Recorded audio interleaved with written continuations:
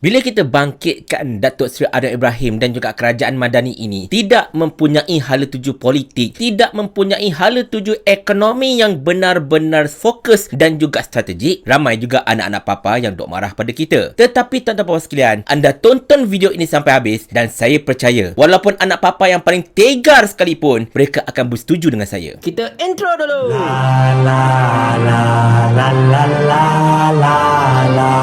Assalamualaikum warahmatullahi. Seperti biasa tuan-tuan puan sekalian, sebelum kita pergi lebih lanjut dengan topik kita pada hari ini, anda tonton video yang bakal saya paparkan ini. Minta maaf Datuk Seri, nemesis lama Datuk Seri Tun Dr. Mahathir. Beliau dengan dasar pandang ke timur. Jadi pada waktu itu pelajar-pelajar dihantar ke Jepun. Dasar adalah perindustrian. Saya ingin bertanya kepada Datuk Seri, apakah visi dan bagaimana dengan visi itu Datuk Seri dapat mengembalikan trust defisit yang semakin berkurang kepada anak muda? Bila saya dan rakan-rakan keluar, kami akan percaya bahawa kami akan dapat kerja dan kami dapat membina Malaysia yang madani. Okey, cantik soalan budak ni. Dia tanya pasal dasar, dia tanya pasal visi. Sebab apa? Sebab dia nak tengok bagaimana kerajaan menangani masalah trust deficit ini. Jadi, sekarang kita tunggu dan dengar serta melihat apakah jawapan Perdana Menteri. Krisis keyakinan ataupun disebut azmatus thiqah, krisis kepercayaan itu mesti ada sebabnya. Sebab dilihat pimpinan dan ruang politik itu banyak yang mengeluarkan janji-janji palsu, mengeluarkan fatwa ikut selera politik, berhujah tanpa dasar akal, tapi dasar permusuhan, fitnah sebagai budaya. Jadi anak-anak muda yang dilatih itu bingung dan merasakan ini bukan yang diajar dan dilatih. Dan kemudian nasib mereka tak terbela. Negara yang sepatutnya punyai keupayaan menjadi di antara contoh terbaik di negara ASEAN sudah merosot. Kadar upah tidak naik. Dan kehidupan, kemiskinan bertambah. Kesenjangan terus melebar. Defisit negara membengkak. Hutang bercambah. Sebab itu bila saya dapat amanah ini, kita harus perbaiki. Yang pertama saya tekankan ialah soal tata kelola. The principle of good governance. Orang tahu sistem ini, rasuah ini sistemik. Apa maknanya sistemik? Dia menjalar kepada semua tokoh, semua sistem. Kalau jadi Perdana Menteri, mesti berakhir dengan kekayaan yang berlonggok-longgok, bercambah. Kalau jadi Menteri Keuangan, mesti ada komisen yang banyak. Kada kontrak disapu semua. Tak kira lah pakai tie, pakai coat, pakai serban, pakai kepiah, lebih kurang sama saja. Ada peluang sakau. Sebab itu orang tak ada kepercayaan. Nak salah orang muda? Tak.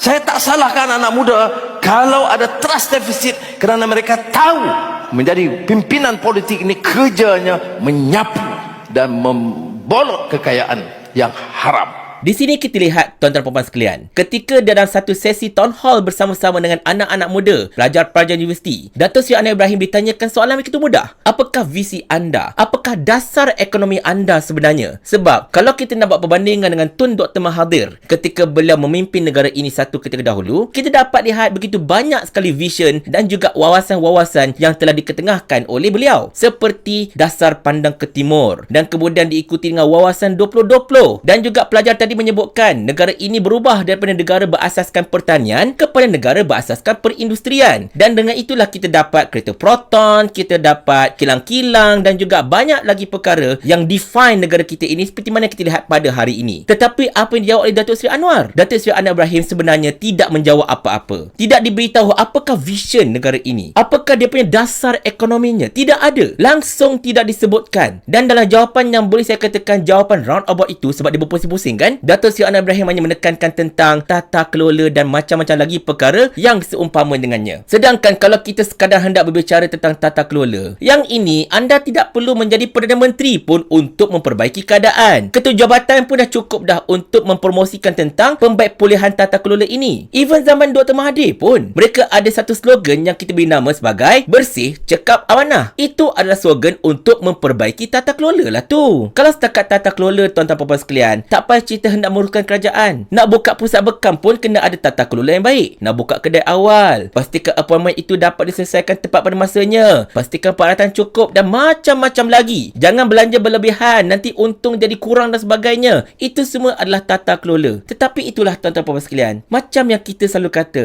Datuk Seri Anwar Ibrahim tidak mempunyai visi yang jelas berkenaan dengan hala tuju negara ini. Bahkan saya telah mendapat perkhabaran betapa ramai pihak, tidak kiralah daripada kontraktor-kontraktor besar ataupun pihak banker sendiri, mereka semua melahirkan rasa gusar dan juga rasa renyah sebenarnya untuk berurusan dengan Kementerian Kewangan. Bayangkan, projek-projek yang besar ataupun urusan-urusan banking yang besar-besar ini, apa-apa saja benda yang mungkin akan melibatkan kerajaan perlu mendapatkan sign daripada Menteri Kewangan itu sendiri. Timbalan Menteri Kewangan tak boleh buat apa. Ahmad Maslan kalau dapat dokumen pun daripada bank sebagai contohnya untuk meluluskan dasar itu dan ini, dia tak boleh sign. Yang kena sign benda itu, yang kena berikan kelulusan untuk benda-benda seperti itu ialah Menteri Kewangan itu sendiri. Dan saya difahamkan sekarang tengah berlaku backlog. Ramai pihak yang nak jumpa Menteri Kewangan, tapi Menteri Kewangan tidak ada. Sebab Menteri Kewangan sibuk berjalan-jalan dengan Perdana Menteri. Bila benda ini berlaku, backlog ini berlaku, apa-apa sahaja keputusan yang mungkin akan menentukan hala tuju ekonomi negara kita ini akan menjadi lambat dan juga terganggu. Dan ini akan menatijahkan perkembangan ekonomi kita semakin lama semakin tidak berkembang. Bahkan semakin murudum pun sebenarnya. Jangan tak tahu tuan-tuan puan-puan sekalian, hingga ke hari ini, ke saat ini, anda boleh periksa dekat laman web MIDF di mana bilangan ataupun jumlah equity yang telah dijual oleh pelabur-pelabur luar daripada negara ini telah mencecah 3.4 bilion ringgit. 3.4 bilion ringgit telah dijual equity itu, dan ini terpaksa dibeli oleh pelabur-pelabur institusi tempatan. Anda ingat pelabur-pelabur institusi tempatan macam KLUSP, PNB whatever ini, sampai bila mereka akan mampu untuk bail out bursa kita? Selagi negara ini tidak mempunyai dasar yang jelas, selagi negara ini, selagi kerajaan ini tidak mempunyai seorang Menteri Kewangan yang full time, yang bukannya kerja nak buat town hall, yang bukan kerja nak pergi luar negara sana sini, yang kerjanya bukan nak buat ucapan dekat jabatan-jabatan kerajaan dan sebagainya.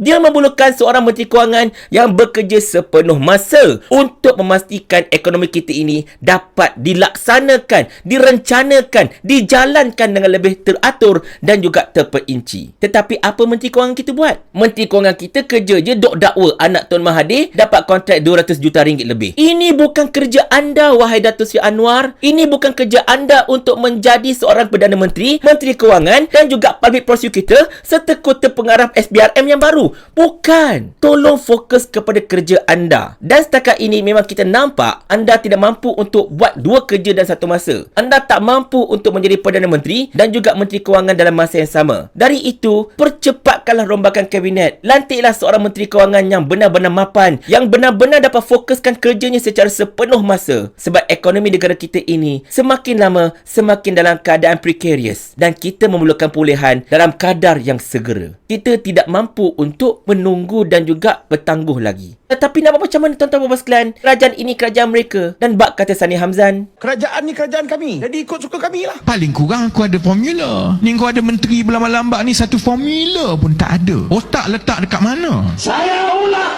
Sampai Abang Jamil mampus.